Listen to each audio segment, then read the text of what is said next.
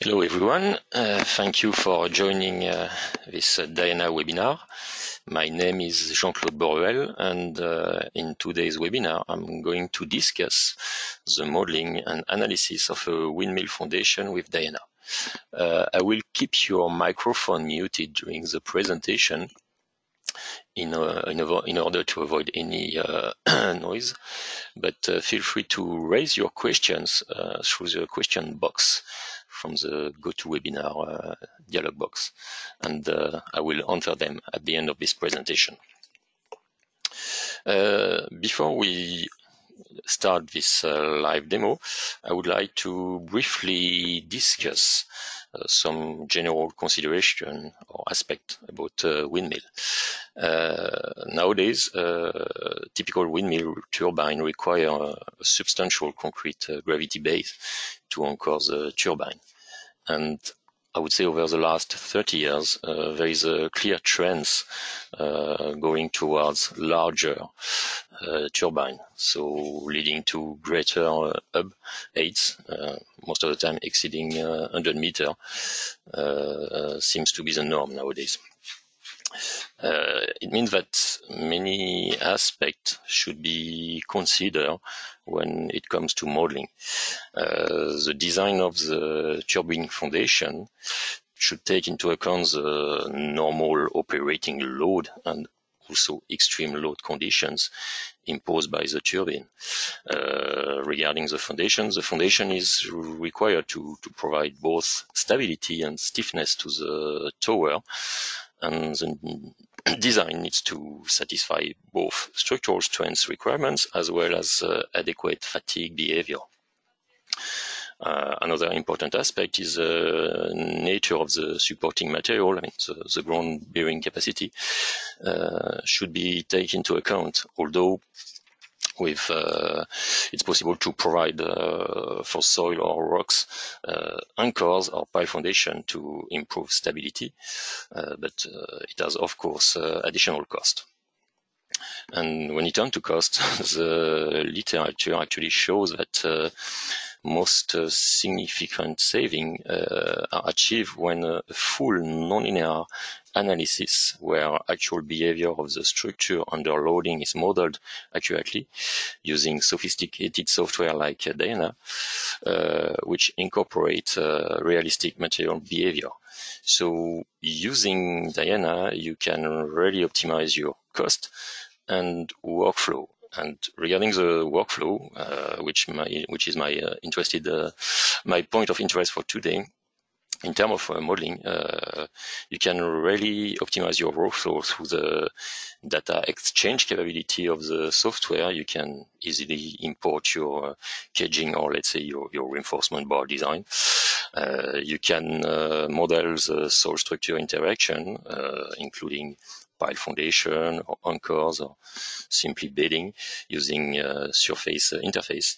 And of course, for the structural part, you can make use of the unique capability of Diana in terms of material models for both concrete and reinforcement rebars. In today's webinar, which will be the first one of a series where we'll be discussing all the aforementioned aspects, in a comprehensive set of webinars, let's say, we will try to go from a simple linear analysis on a simplified model, which will be the case of today, to a more realistic model and a nonlinear analysis. So I already invite you to keep an eye on our website for the upcoming webinars, and there will be more following on this topic. So for today, we are going to focus on the modeling of a simplified case of a windmill foundation. And for that purpose, I have prepared a couple of slides to give you the main information about the dimension and the property. So this is basically our wind turbine foundation. You can see a side view and a top view. In terms of dimension, you see that the base is going from 20 meters at the bottom to 3 meter diameter at the top. And the total height is about 2.6 meter, 2.5. So this is basically the part we are going to model in 3D in Diana.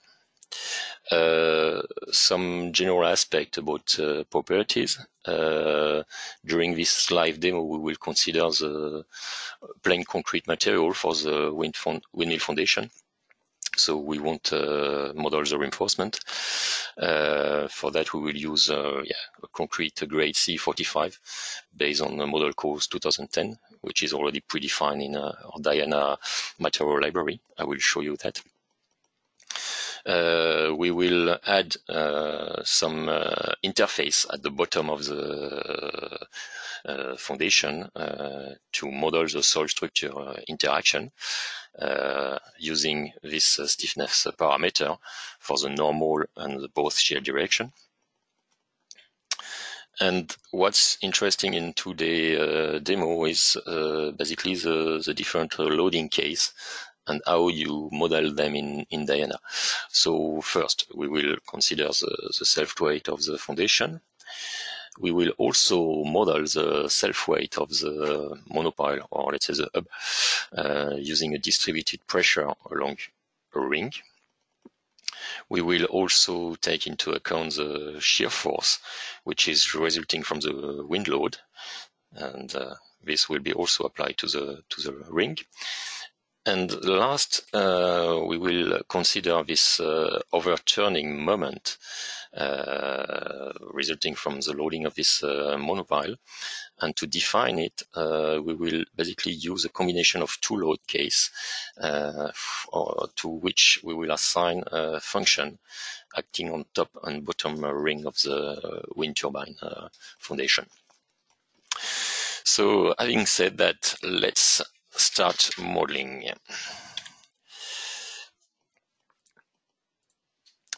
So as usual, for the one who are familiar with our webinar, we are going to start by defining a new model. So today I'm going to call it a demo windmill. And I should have somewhere on my computer a folder called windmill. And I'm going to store the file there.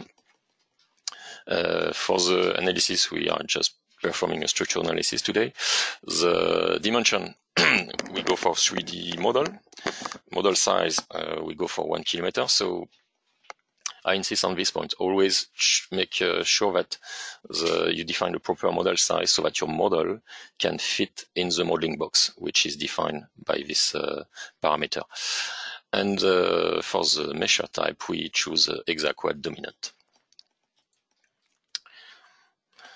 So our strategy for modeling this windmill foundation will be to define one cross-section and then use a circle as a guided line and sweep this cross-section around this circle.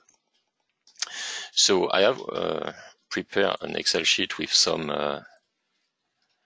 value for the geometry, basically the coordinate of my section and the loads and so on. So I will use that to faster the process by just copy paste to the Diana window. So first I start with the definition of the cross section. For the name, I'm just going to call it windmill foundation cross section, let's see.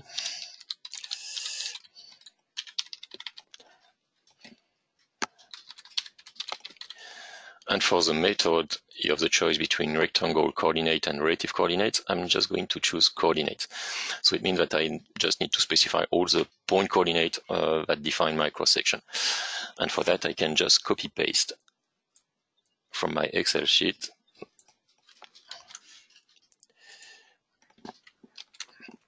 and if I fit all, you can immediately see all the points and the cross-section. Don't forget to click on create once you have done that, because until you click on the create button, nothing is created basically. So if I close now, this shape would disappear. So okay, this is done. Now if I look under the geometries tree, I can see the cross-section foundation is there. In a second step, I'm now going to define the circle that will be the tool for my sweep function. So to do that, I click on the add circle option, and I'm going to give it a radius of 10 meters. I click create, fit all, and here you have a global view of the situation. So next step now is to do a sweep operation. I do that by the sweep a wire or sheet along a wire. So for this operation, our target will be the foundation cross-section, and for the tool, we will choose the circle. For the topology form, you see that you have three choices, which are minimal face, columnar faces, and grid faces. In today's case, we go for columnar faces. And I'd like to get back to that. I have prepared a slide for it to give you a little bit more explanation on what it means, because we have these three options for the topology, so the minimal faces, the columnar faces, and the grid faces, and it has basically an impact when you choose them. And for instance, if you choose a line or polyline, you see that I have a target line, which consists of three segments with 4 vertices, and a tool line, which is also divided in segments with vertices. And this choice can lead to different results when you use a sweep function. So for instance, if I choose the minimal face option, you see that it eliminates all the vertices along the edges.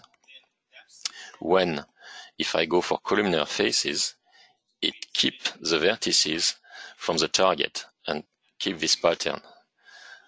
And finally, the grid faces keeps vertices from the target, but also from the tool, leading to a grid pattern. The same can be seen for the arc and curve. So again, I have a target and a tool, which consists of vertices and the segment.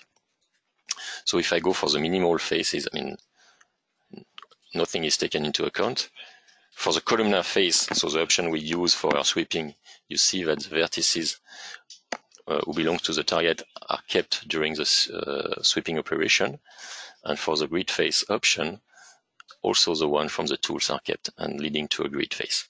So this is to give you a little bit a better understanding about this topology form. So as I mentioned, we choose columnar faces, so it means that all the vertices who belong to the target will be kept during the sweep operation. So I click apply, and then you can see indeed that by doing that, I get a nice ring, which basically is defined by the vertices along my profile cross-section. So I can rename my shape to foundation or windmill foundation.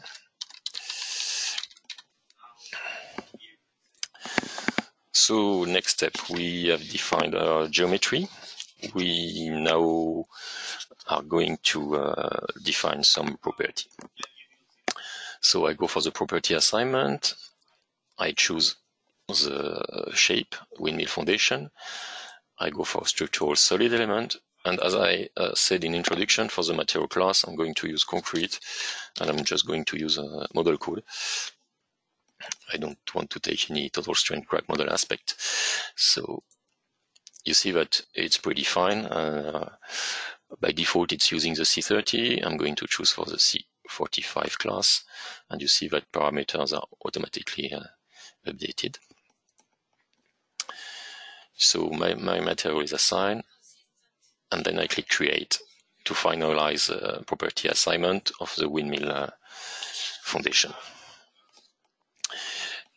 as I mentioned in introduction, we are going also to model the soil structure interface using surface interface. And this interface basically will have one side which is in touch with the foundation, and another side which will be supported, so simulating the soil structure interaction. So to do that, I click on the connection and assign property. I call them SSE for soil structure interaction. So the term of the type of connection is important here, because I'm going to choose for boundary interface. So it means that one side of the interface is connected to the model, the rest is supported. For the selection type, I go for face, and I'm going to select all the bottom face, which basically are 3 parts. The element class, I choose a structural plane interface. For the material, I'm going to use linear property. And I'm going to use a parameter I have defined in my PPT. So 100,000 for the shear. Okay. I can eventually define a geometry. Okay. And here is an important part for the boundary interface. You have to define, of course, the support on the other side. So I call it BC. It's part of a set BC as well. So the 3 faces are already selected, and I want to fix the translation in the 3 direction for this bottom. I click create. So the boundary conditions are created. And now I get back to my connection property, and I can select my boundary condition. And then to finalize the operation, I click on create. You can probably see, if I hide my support, that there are some green signs representing the interface. And if I go through the geometry dialog box, I expand the tree about connection, you will see that under boundary interface, you have your soil structure interface. So we are pretty far already in terms of modeling. Next, we are going to define our loads. The first thing is I'm going to define the self-weight. So this will be applied to the whole model, part of a self-weight, create. Next, I want to define the self-weight from the monopole. So I will do that by applying a distributed force on the ring. So I call it self-weight monopole. Distributed force on this ring, and apply. First, I'm going to switch to kilonewton, since all my laws are defined in kilonewton. So I'm going to apply -10 kilonewton in the normal direction. You can see the load is applied on this ring. And if you expand the tree under the cases, you see that I have already 2 load cases, the self-weight and the self-weight of the monopole. I'm going to hide them. Next, the wind shear load. So, same way, I define a name and the load set. It's also a phase, also on this ring. Again, it's a magnitude of 10 kilonewton. And this is applied in the horizontal direction, so in the X direction. And you can see that it's really in the XY plane. And I'm going to hide it. And now let's say the most interesting one for today's presentation is this overturning moment, which consists of two loads that we will call wind top and wind bottom, and for which we are going to associate two functions. So first I need to define these two functions. So I go to geometry, function add. So one I'm going to call it wind top. And I have already some input data for that I'll just copy paste. You can see the function, and I'm going to repeat this for the bottom. So wind bottom,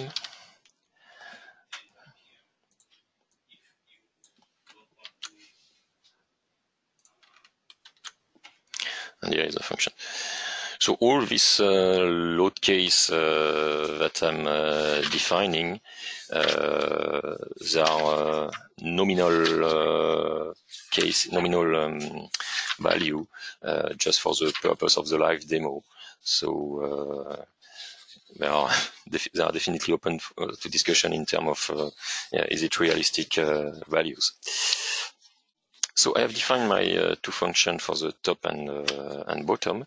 So now I'm going to create this top and bottom load. So first I create the wind top, and I'm going to create a load set which is called overturning moment.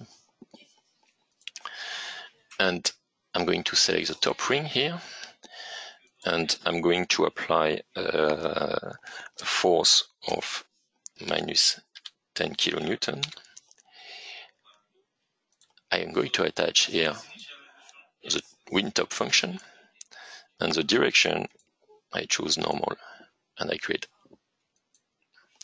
So if I choose a kind of section view, you can see the distributed load, which is really following the function that I have defined. I'm going to repeat the same operation at the bottom. To make it a little bit clearer, I'm going to hide the interface. So I'm going to call it wind bottom, and it will be part of this overturning moment. And here I select this bottom ring, and for the force we are going to apply minus 10k in a normal direction, and here I'm going to assign the wind bottom function, and I click create. Here you can see again the distribution, and when I try to get a kind of side view, you can already see this overturning moment, which consists of these two distributed load on top and bottom. So we have defined our model, we have assigned property, we have defined boundary condition, we have defined our interface, our loads. So the last step is to basically generate a mesh, and we are going to assign some mesh seeding to our model. So to do that, I click on the mesh seeding, and I select the model. First, I set the target type to shape. The method will be used is element size, and I choose the shape. And for this case, we are going to use a size of 0.2 meter. If I click on the preview button, you can already get an idea of the number of divisions along the edge. And then I click apply. And finally, I click on the generate mesh button. And here is our mesh. So we have a nice mesh with a relatively fine element size. So if I click on the Mesh tab, I can see that I have my windmill foundation, and I have also set, if I hide my foundation, this is my interface. And I can show the loads. So the wind shear, for instance, you see that it's in plane at the top. The self-weight of the monopole, which is defined as a distributed load along the top ring. The self-weight, which is applied to the model, I'm not going to show that. And this overturning moment, which is a combination of two load cases at the top and the bottom of the wind turbine foundation. So everything is there. We are going to perform a linear static analysis of this model. So to do that, I go to the analysis box and I click Add Analysis, Add Command, and I go for Structural Linear Static, nothing else. And then I can just click on Run. And we are going to quickly look at some of the results. So our model analysis is performed. So as I said, it's just a linear static analysis. The purpose of today's demonstration is just to show a couple of strong features in terms of modeling. You can see that in the case filter, you have the different load cases. So for instance, if I show the displacement, I can look at the displacement for the self-weight. This is the contour, and I can go through the different load cases. Then the self-weight of the monopole, this wind shear, and the overturning moment. And for the overturning moment, if I go for a deform shape, you can clearly see this bending. So these are basically kind of standard results. Of course, you have access to the stress and strain. I can show, for instance, might be interested, the traction, the interface traction.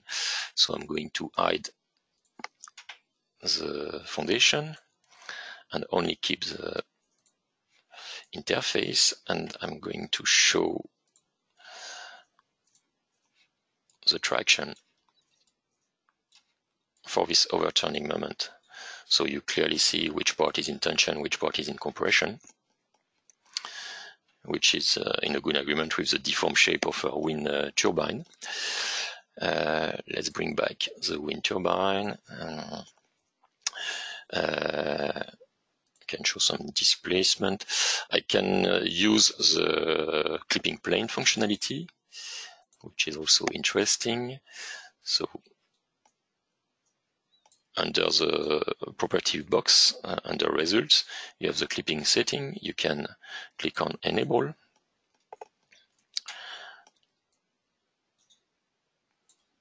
And if you right click in clipping plane, edit plane, you can basically move your plane.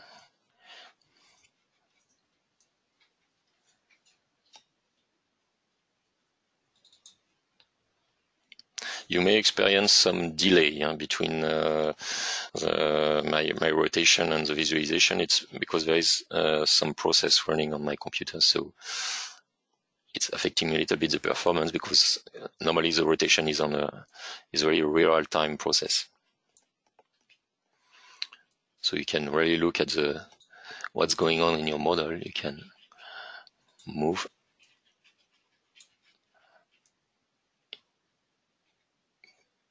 And really inspect what's going on in your model.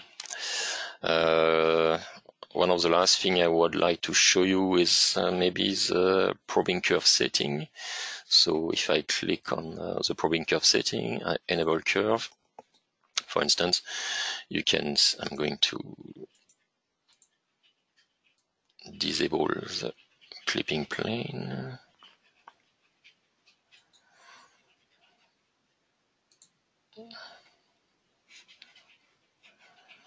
Somehow I lost my model. I think I have some visualization issue.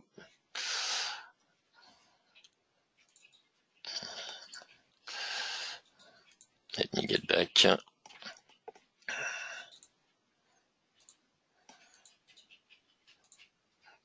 Get back to my displacement.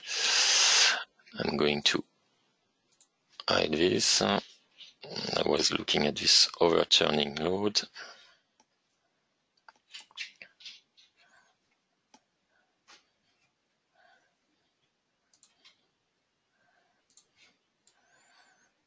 Okay, so I was about to show you the probing curve. So for the probing curve settings, you can enable curve. I'm just going to expand this menu, and you can add a curve, for which you need to define some point coordinate. So point coordinate here.